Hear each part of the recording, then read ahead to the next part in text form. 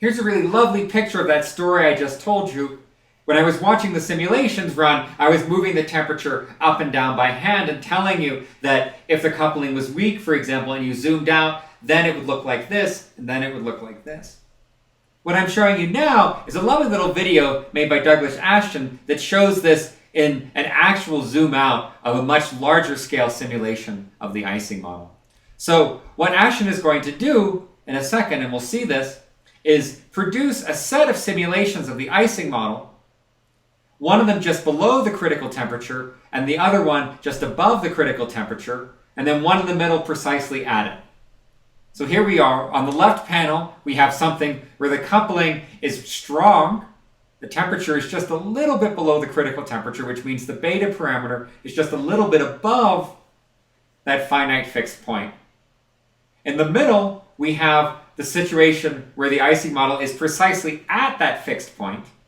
And on the right-hand side, we have a case where the coupling is strong, but not quite strong enough. It's a little too weak. And so what that means is that as we run the simulations and we start zooming out, when we zoom out, the stuff on the right will tend to look increasingly decorrelated. The stuff on the left will look increasingly correlated, and the stuff in the middle, as you keep zooming out, you're going to have this kind of funny feeling that in fact, even though you're zooming out, everything keeps looking sort of as it does right now. So this is Doug's simulation. It's really lovely. Here we go. So we'll start just below the critical point. Doug is zooming out here. As he's zooming out, you can see, yeah, there's some patches of black, but they're not that small. They can't really contain themselves. And the further he zooms out, the more and more white the system looks. In that case, what we found in this picture here is that if we've zoomed out enough, in fact, if you've zoomed out in this case by a factor of about 170, even though there are a couple flickers here and there, the system has basically settled on the white colored state. In other words, the system is very strongly correlated, very strongly coupled. And if you gave that to a physicist, they'd say, oh man, that beta is really large, the temperature is really small. All right, let's go to the other case where we're just above the critical temperature, where the coupling is just a little bit too weak to survive this renormalization group transformation. Here we go. So he's zooming out, you see some patches.